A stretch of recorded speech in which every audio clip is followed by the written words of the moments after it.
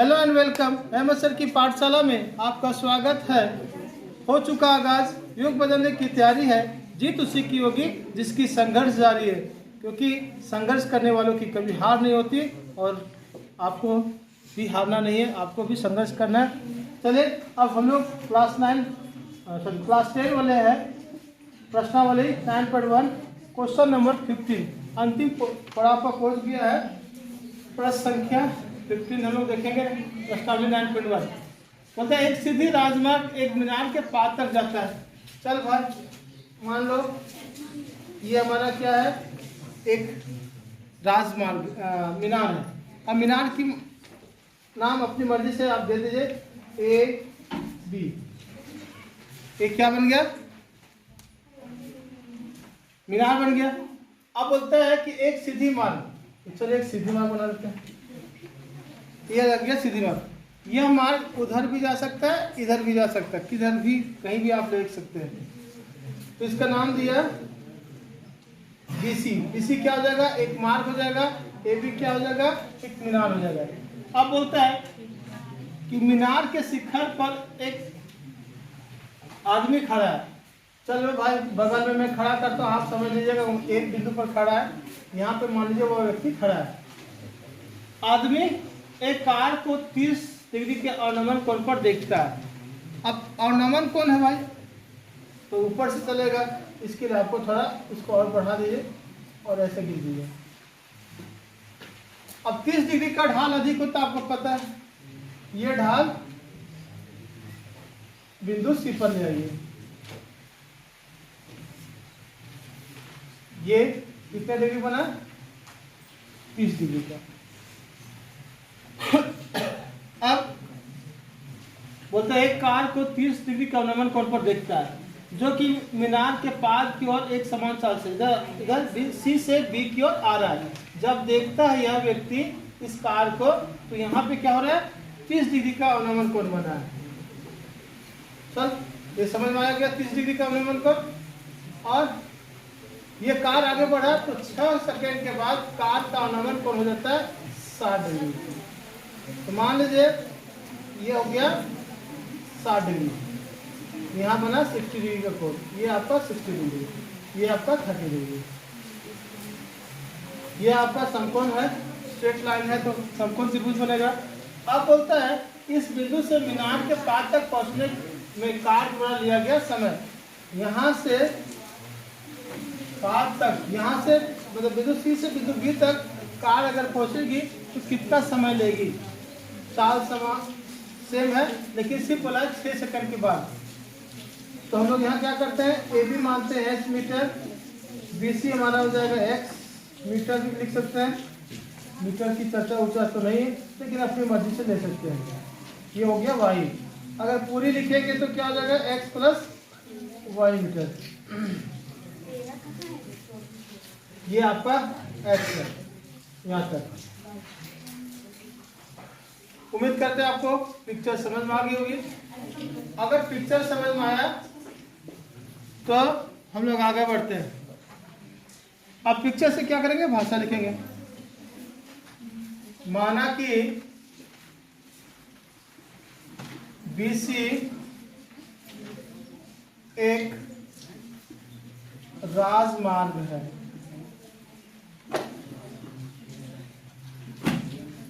BC एक राजमार्ग है, या ऐसे भी कह सकते हैं कि बिंदु बी और सी एक राजमार्ग के किनारे हैं। मतलब एक सड़क है, सड़क के 2 किनारे हो जाएंगे बी और सी। या आप पूरी को लीजिएगा तो बीसी एक राजमार्ग मान लीजिए, ऐसे भी लिख सकते हैं। फिर आगे चलते हैं। बीसी एक राजमार्ग है, और जबकि ए बी एक मीनार है। प्रश्न के अनुसार ए बी एक मीनार है। आप बोला क्या कि आदमी खड़ा है और एक कार को देखता है 30 डिग्री का अवनमन कोण। तो कार कहाँ है भाई, बिंदु सी पर। जब भाषा मैं पहले ही बता चुका कि भाषा आप अपनी मर्जी से बना सकते हैं, आप पर डिपेंड करता है। जैसे मान लीजिए लिखेंगे कि मीनार के शिखर से देखने पर बिंदु सी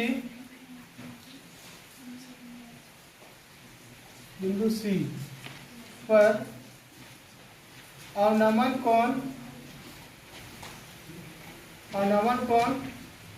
30 डिग्री है, जबकि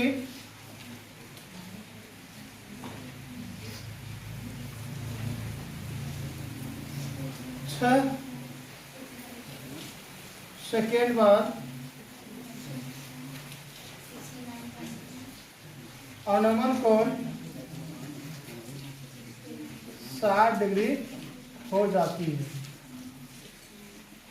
आपको जो भाषा पिक्चर से समझ में आया उसके अनुसार आप अपनी भाषा बना दीजिएगा।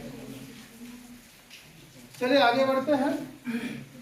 अब क्या है, अब यहाँ भाषा कंप्लीट, तो हम लोग जो पिक्चर में दिया उसके बारे में लिखेंगे। पिक्चर में क्या दिया हुआ, कुछ तो दिया हुआ नहीं भाई, सब हम लोग अपने मर्जी से माने हैं। ए बी बराबर एच माना और बी डी बराबर एक्स माना, बी सी बराबर हो जाएगा वाई माना और बी सी नहीं, ये हो जाएगा बी डी और बी सी बराबर हो जाएगा एक्स प्लस वाई। सब में मीटर लगाना है तो अब लगा दीजिए एम। ये यहाँ पे बी डी ऐसे लिखना है, सी डी को बना देना है। ए बी बराबर एक्स, बी डी बराबर एक्स, सी डी बराबर वाई और बी सी बराबर एक्स प्लस वाई। पिक्चर में भी स्पष्ट दिख रहा है।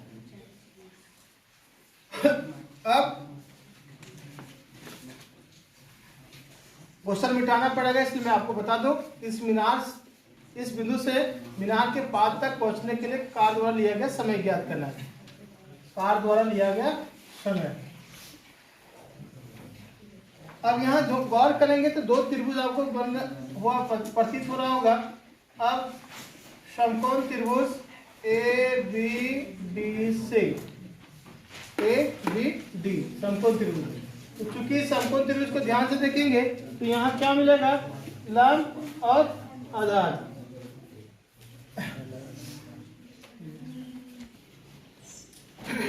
बात क्या कर रहे थे कि ए बी डी की ओर चल रहे थे हम लोग, तो ये लंब और आधार की बात है।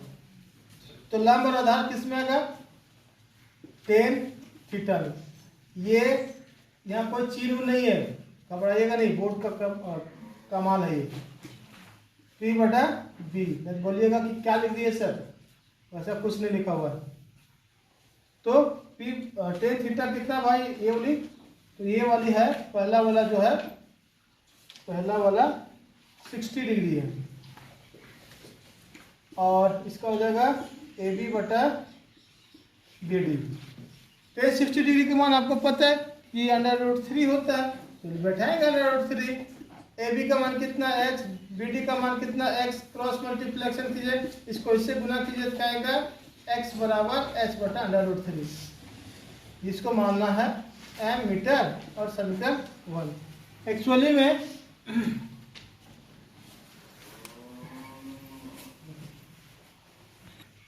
यहाँ पे x बराबर h बटा √3 जो मीटर, बार बार मैं बोल रहा हूँ, मीटर सब से हटा दीजिएगा भाई। मीटर कहीं नहीं है ना सेंटीमीटर है। आपको अगर लिखने ही होगा तो आप लिख सकते हैं h बटा √3 इकाई, क्योंकि कोई मात्रक की चर्चा नहीं, कोई माप का प्रतीक नहीं है यहाँ कोई, तो हम लोग फिर काहे करें। और यह भी ना लिखने को ना तो सीधा सीधा इसको लिख दीजिएगा समीकरण 1। सब जगह मैंने हटा दिया। आप अगर लिखे होंगे कहीं ऊपर में तो उसको भी इरेज कर दीजिएगा। अब यहाँ सेंटीमीटर ले, मीटर ले, किलोमीटर ये कंफर्म नहीं है, इसीलिए मैंने हटा दिया उसको। तो समीकरण बना गया भाई। अब चलते हैं, अब तो लिखा चुका है, इसको हटाते हैं और हम लोग लाएंगे तथा त्रिभुज, समकोण त्रिभुज ए बी सी से, समकोण त्रिभुज ए बी सी से समकोण त्रिभुज को भी ध्यान से देखिएगा तो यहाँ आपको मिलेगा टेन थीटा बराबर पी बटा बी। लंब और आधार चर्चा तो लिखेंगे। टेन थीटा मतलब टेन थीटा का वैल्यू कितना भाई 30 डिग्री, पी का वैल्यू ए बी और आधार कितना B B C. Value put कीजिए तो आएगा 1/√3। यहाँ एच और यहाँ बी सी की जगह पे क्या आएगा एक्स प्लस वाई आएगा, एक्स प्लस वाई। अब अगर आप क्रॉस मल्टीप्लिकेशन करते हैं तो क्या आएगा √3 को एच से मल्टीप्लाई करेंगे और x प्लस वाई को 1 से, x प्लस वाई बराबर h√3। यहाँ पहले हम लोग x का वैल्यू निकाले हैं, इसलिए आपको भी यहाँ x का वैल्यू निकालना होगा। तो कुछ नहीं करना है, x बराबर क्या कर दिए h/√3 और प्लस वाई हो जाके माइनस हो जाएगा। ये आपका है इक्वेशन नंबर 2। मैंने पहले ही बताया कि अगर आपको लिखना है तो ब्रैकेट देकर के इकाई लिख दीजिए, आपकी मर्जी लिखना हो तो। अब समीकरण 1 तथा 2 से, समीकरण 1 और 2 में क्या बोला था, दोनों में x का मान था, वहां था h/√3 और यहाँ h/√3 माइनस वाई। इसको स्थान परिवर्तन कर दीजिए, चेंज कर दीजिए इसके प्लेस को। कहने का मतलब है हम लोग सीधा सीधा लिखते हैं, इसलिए y बराबर क्या होगा h/√3 माइनस h/√3। यहाँ एक छिपा हुआ है तो आपको पता है कि ये √3 इसके साथ h/√3 के साथ मल्टीप्लाई हो गया, मेन का घटाव के जैसा, और यहाँ ऐसा आएगा √3 और √3 को मल्टीप्लाई करेंगे तो आएगा 3h माइनस h/√3 अर्थात 2h/√3 अंडरलाइन। y का वैल्यू कितना आया 2h/√3। मतलब कार्य बोला था क्वेश्चन कि बिंदु C से बिंदु D की ओर जाने में 6 सेकंड की दूरी लगती है। इसी को बेस मानेंगे और हम लोग आगे बढ़ेंगे। यहाँ लिखना पड़ेगा कि चूंकि 2h/√3 दूरी तय करने में लिया गया समय कितना था, तो 2h/√3 दूरी तय करने में जो समय लगता है वह आपका 6 सेकेंड है, 6 सेकेंड है। इसलिए एक इकाई या अगर इसको आप मीटर, तो क्या था 2/h/√3 दूरी। अब ये दूरी को मापक के रूप में मीटर सेंटीमीटर मिलीमीटर कुछ तो होनी चाहिए भाई, कुछ नहीं है तो यहाँ आप फिर फंसेंगे। तो हम लिख देते हैं इकाई 2/h/√3 इकाई दूरी तय करने में लिया गया समय। इसी तरह एक इकाई यहाँ भी होगा, दूरी तय करने में लिया गया समय पूरा लिख दीजिएगा या डॉट डॉट लगा दीजिएगा। कितना भाई 6 ये आ जाएगा इधर 2h/√3। तो 1 इकाई दूरी तय करने में ये आया। अब आगे जो बचा हुआ हम लोग के पास तथा वह बचा कितना है, बचा हुआ h/√3 ये वाला टॉपिक। इतनी दूरी तय करने में कितना समय, h/√3 इकाई दूरी तय करने में लिया गया समय। तो क्या होगा, ये जाके गुना हो जाएगा 6 2h/√3 यहाँ के गुना होगा h/√3। आपको पता है ये भागा है, ये √3 6 के साथ मल्टीप्लाई हो जाता है। तो क्या यहाँ बनेगा, ऊपर में लिखते हैं इसको, ये इसके साथ मल्टीप्लाई होगा, यहाँ आएगा 6√3/2h इंटू h/√3 ये आया। अब इसमें अगर कटता कूटता है तो कुछ काट कूट सकते हैं भाई। तो क्या कट रहा है, यहाँ 2 3 जा 6 कटा, √3 कट गया, h और h कट गया, तो कितना होता है 3। तो सेकेंड की चर्चा हो रही तो 3 सेकेंड इसका आंसर आएगा। अतः कार द्वारा लिया गया समय, कार द्वारा लिया गया समय बराबर 3 सेकेंड आंसर। चलिए समस्या आई, समस्याओं को खोपड़ी में छेद भी किया गया और अंततः प्रश्न को हल किया गया। और आपका एक और काम बच गया कि मेरे वीडियो को लाइक शेयर और सब्सक्राइब करना ना भूलें। धन्यवाद।